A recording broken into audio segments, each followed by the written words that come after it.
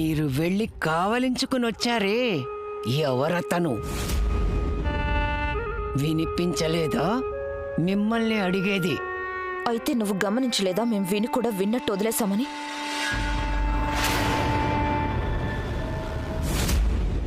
మాకు అనుమానం వచ్చింది మీకు మళ్ళీ రెక్కలు మొలుస్తున్నాయని. కానీ ఇప్పుడు అనిపిస్తోంది మీ రెక్కలు అసలు కత్తిరించనే లేదు. మీ గొంతు తర్వాత నులిమేస్తాం. మీ రెక్కలు కత్తిరించమని మేం పంపిన వారి గొంతు మేం ముందు నులమాలి.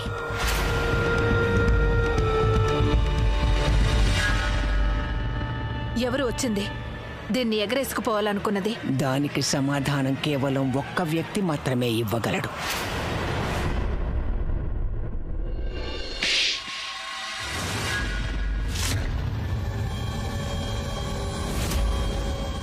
ఉన్నట్టుండి మా మీద ప్రేమ పుట్టుకొచ్చిందే. ఇప్పుడు మేమేం చేశాం?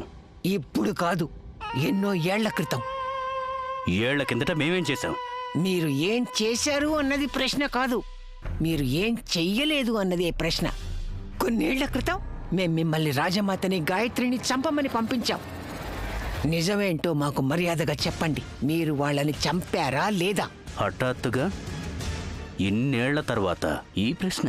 మేం ప్రశ్న వేస్తే ప్రశ్న అడగద్దు, సమాధానం చెప్పండి. మీరు ఆ రోజు వాళ్ళని చంపారా లేదా? వెళ్ళిపోండి ప్రియంవద, ఇక్కడి నుంచి వీరనితో దూరం వెళ్ళిపోండి. పెదరాణి అమ్మగారి సైనికులు ఇక్కడికి రాకముందే ఇక్కడి నుంచి వెంటనే వెళ్ళిపోండి. మేం వాళ్ళిద్దరినీ హతమార్చి క్రూర మృగాలకి ఆహారంగా పడేశాం. మీరు చెప్పేదే నిజమైతే మరి ఆ స్వర్ణ ఎవరిని కలిసింది? మాకెందుకో ఆ లక్ష్మణ్ ఇంకా చావనే లేదనిపిస్తోంది. లక్ష్మణ్కి మాకు సంబంధం ఏంటి? ఉత్తి పుణ్యానికి మీరు మమ్మల్ని చంపదెబ్బ కొట్టారు. ఈ రాణి ఇంతవరకు రాలేదంటే? అమ్మా, నేను ఈరోజు బిందుని చూశాను.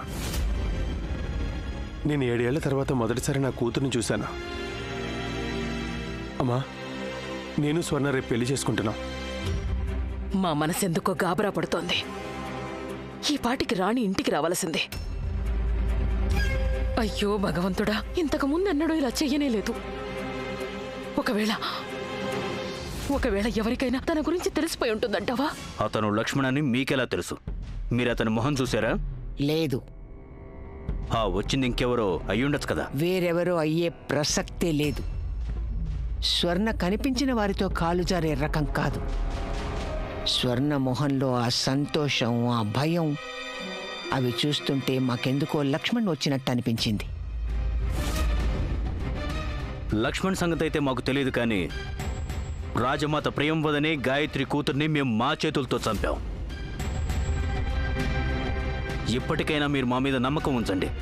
వాళ్ళిద్దరూ చనిపోయారు. అయ్యో అమ్మా, అమ్మా మీరేం కంగారు పడకండి. చిన్నపిల్ల ఆడుతూ పాడుతూ ఇంటికి వచ్చేస్తుంది. లేదు లక్ష్మణ్, రాణి ఇంతకు ముందన్నడు ఇలా చెయ్యనేలేదు. మేము తన స్నేహితులందరినీ అడిగి చూసాం.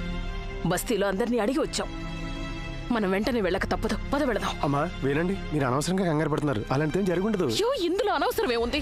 ఒకవేళ మహల్ వాళ్ళు తన్ని చూశారంటే చాలా ప్రమాదం తనకి. మీరు ఇలా కూర్చోండి, తమాయించుకోండి. అమ్మ, మహల్లో తన అందరూ చూస్తారు కానీ ఎవరు గుర్తుపట్టరు.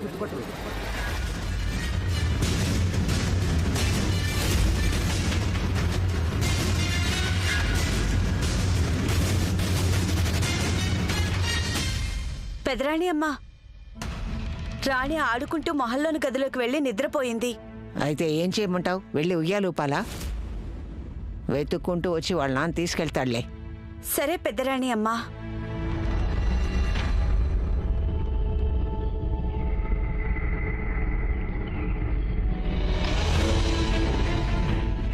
స్వర్ణని కలిసిన మనిషి ఎవరో మేం తప్పక కనిపెడతాం. ఆ వచ్చింది లక్ష్మణ్ అని మాకు తెలిసినా, అలాగే లక్ష్మణ్ ద్వారా రాజమాత, ఆ గాయత్రి కూతురు బతికున్నారని తెలిసినా, ఒక్కటి గుర్తుంచుకోండి రాజావారు, బిడ్డ కంటే మాకు సింహాసనమే ఎక్కువ. మీ ప్రాణం తీయడానికి మేమేమాత్రం సందేహించాం.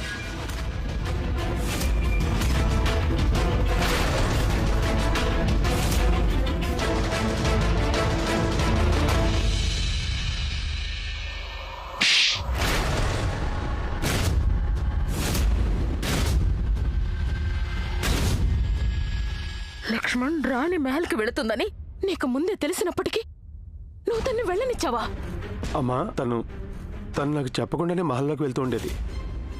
ఒకవేళ తను ఆపితే ప్రమాదమేమో. ప్రమాదమా? రాణి ఇప్పుడే ప్రమాదంలో పడుతుంది లక్ష్మణ్. నీ తెలివి తక్కువతనం వల్ల. ఒకవేళ మా మనవరాలికి ఏదైనా జరిగిందో నువ్వు బాగా గుర్తుపెట్టుకో. మేము నిన్ను ఎప్పటికీ విడిచిపెట్టాం. మేము నిన్ను విడిచిపెట్టావు లక్ష్మణ్.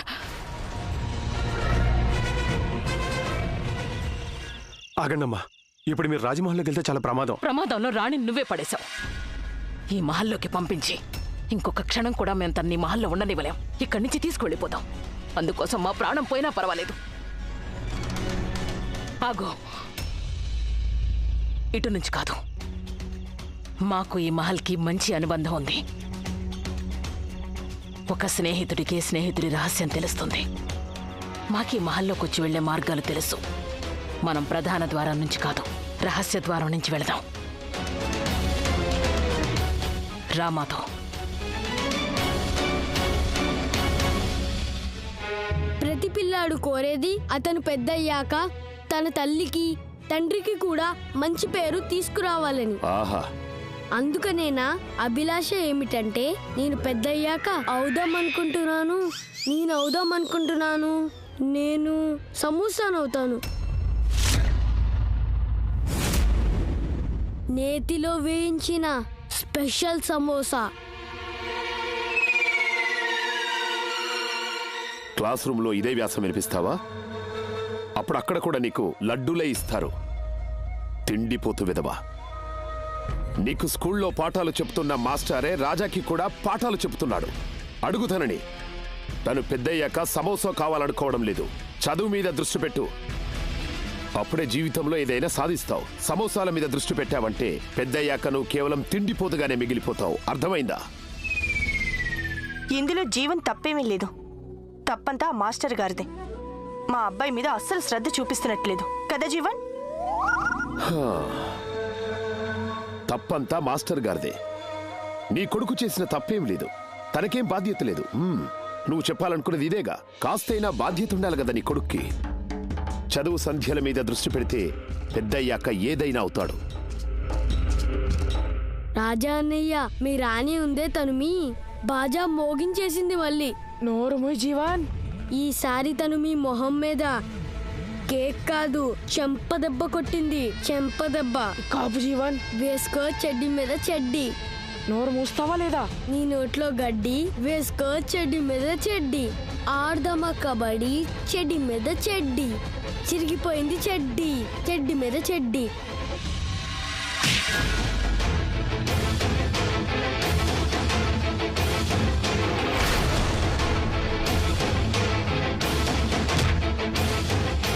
ఏం జరుగుతుంది అక్కడ? మర్యాదగా కొట్లాట ఆపండి. ఆగండి. వదలు. జీవన్ పైకిలే. రా కూర్చో. ఇక్కడ కూర్చో నాన్న. ఇక్కడ కూర్చో. ఏమైంది నాన్న?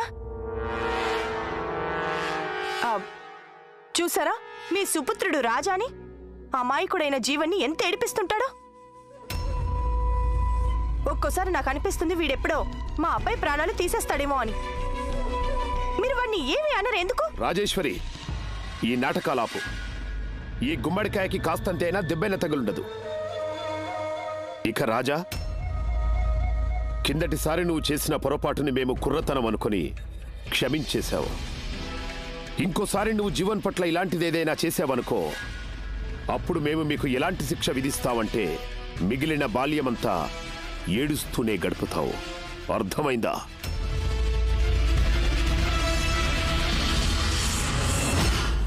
రాజా బాజా,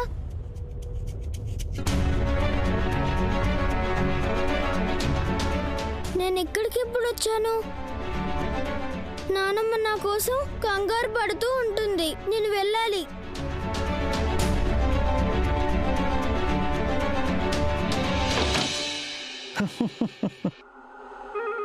మా ఈ కళ్ళు ఇంతకన్నా ఘోర పరాజయాల్ని చూశాయి. మరెన్నో విజయాల్ని కూడా చూశాయి.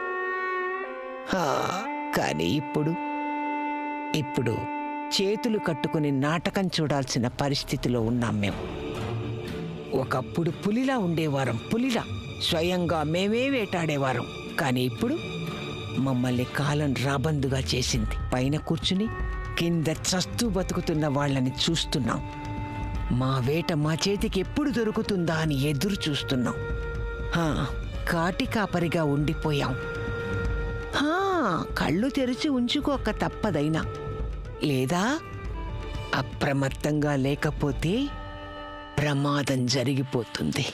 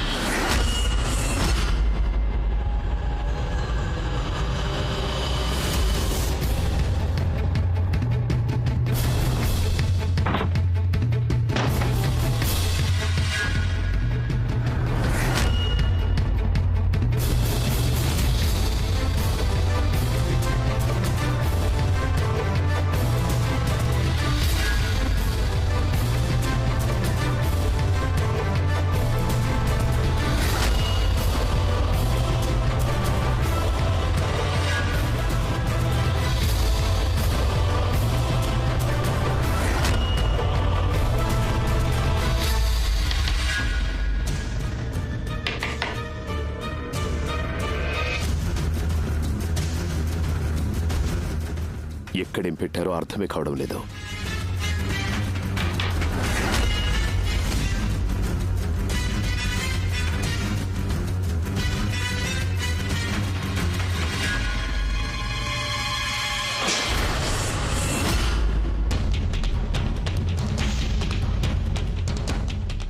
ఎలుకల పెదరాణి అమ్మ ఇంత చెత్త ఎందుకు చేర్చారో మాకు అర్థమే కావడం లేదు. జుమన్, జుమన్, జుమన్,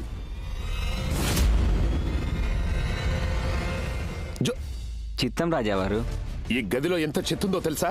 అక్కడ ఎలుకలు కూడా తిరుగుతున్నాయి. రేపట్లోగా ఆ గది శుభ్రంగా కావాలి, అర్థమైందా? చిత్తం. ఈ మహల్లో ప్రతి ఒక్కరూ పందొంగలే.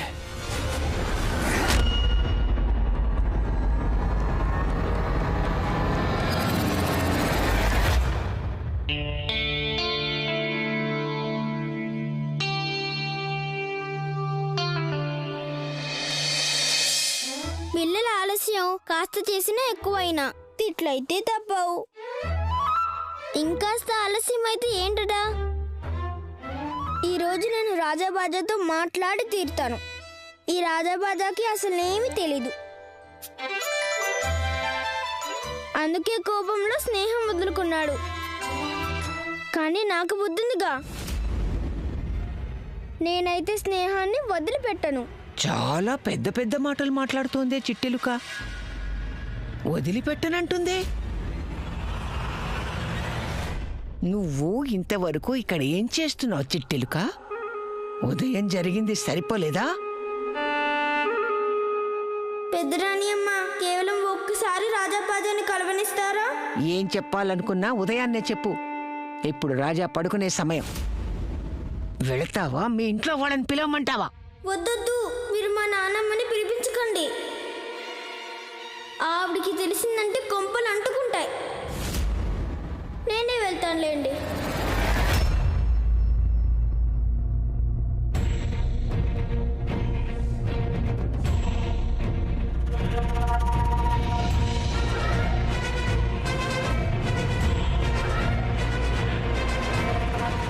నాన్న, ఈ చిట్టెలుక వెళ్ళిందా ఇంకా లేదా?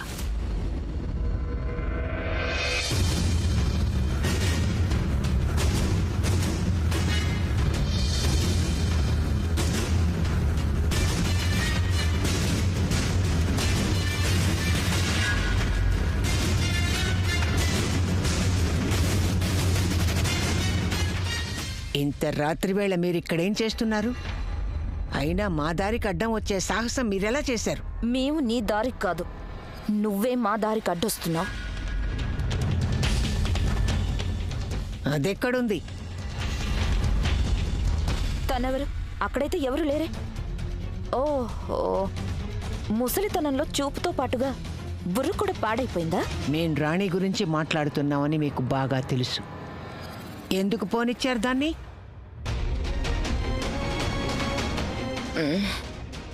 తట్టుకోలేకపోతే అంతలా తాగడం ఎందుకు?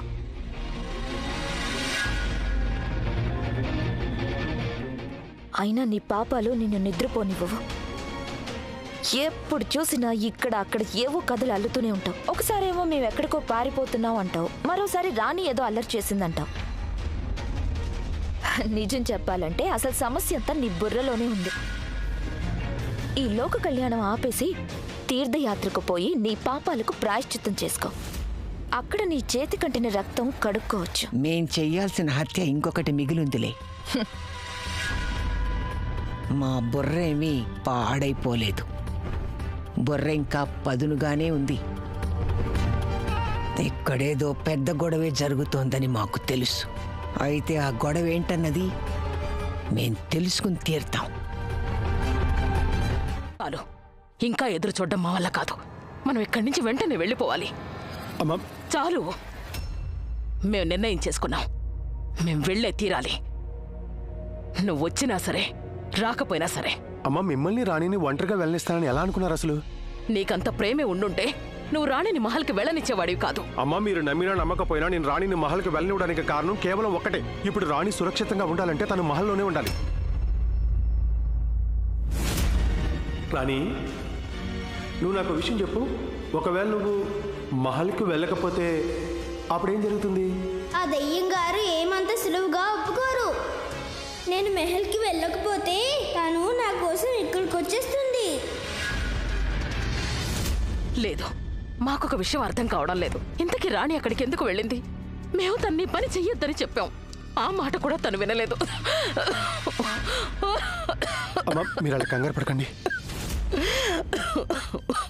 నాన్న, నువ్వు నన్ను లోపలికి రాకూడదని చెప్పావు కదా. కానీ నానమ్మ, ఇలా దగ్గుతుంటే ఉండబట్టలేకపోయాను. నీకు మీ నాన్నమ్మంటే అంత ప్రేమ ఉండుంటే నువ్వు మహల్కి ఎందుకు వెళ్ళావు? నువ్వు నాన్నమ్మకిచ్చిన మాట మర్చిపోయావా? నాకు మాట నిలుపుకోవడం కన్నా నీ ప్రాణం కాపాడడం ముఖ్యం అనిపించింది. ఇప్పుడు నేను పెద్దదాన్ని అయిపోయాను కదా. నేనేమో వంటింట్లోని అటకని కూడా అందుకోగలను తెలుసా. నేనేమో పచ్చిమిరపకాయలు కూడా తినేయగలను. నేను సొంతంగా జడ కూడా వేసుకోగలను. నాకు అన్నీ తెలుసు. నేను చిన్నపిల్లనేం కాను, కానీ నువ్వు లేకుండా ఉండేంత పెద్ద పిల్లని కూడా కాను. నీకు నయ్యం చేయడానికే నీకు ఇచ్చిన మాట తప్పాను. తప్పలేదు, పక్కన పెట్టాను. సుబ్బు నాకు చెప్పాడు, పిల్లలు ఎప్పుడైనా దేవుడి ముందు కొబ్బరికాయ కొట్టు, ఒట్టును తీసి కట్టును పెట్టు. అలా అని అనుకుంటే దేవుడికి వాళ్ళ మీద కోపం రాదట.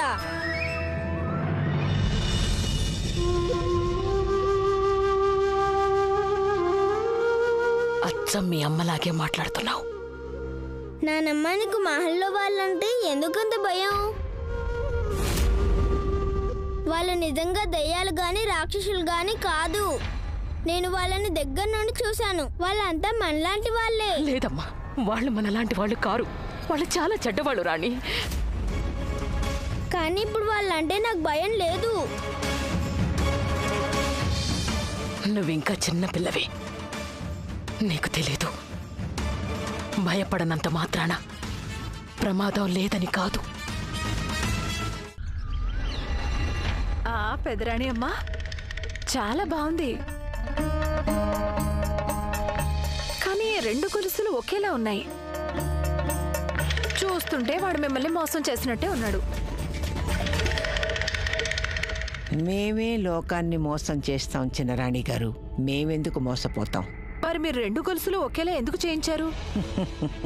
కొంతమంది శత్రువుల్ని కేవలం ఓడించి సంతోషిస్తుంటారు, కానీ మేము శత్రువుని ఓడించడమే కాదు, వాళ్ళని మట్టిలో కలిపేస్తాం.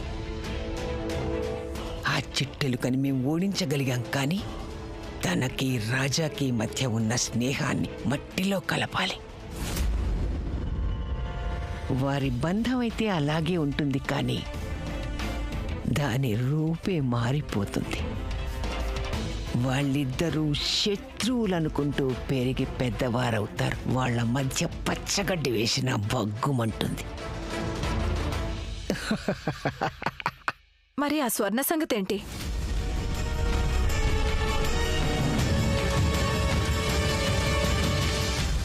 కొంగెప్పుడైనా చేపని వేటాడాలనుకుంటే కళ్ళు మూసుకుని జపం చేస్తూ కూర్చుంటుంది. అప్పుడు చేపే దాని నోటి దగ్గరికి వచ్చేస్తుంది. స్వర్ణ విషయంలో మేము అదే చేస్తాం. మేము తనని పట్టించుకోవడం లేదని అనుకుంటుంది పాపం, కానీ మా దృష్టంతా తన మీదే ఉంటుంది.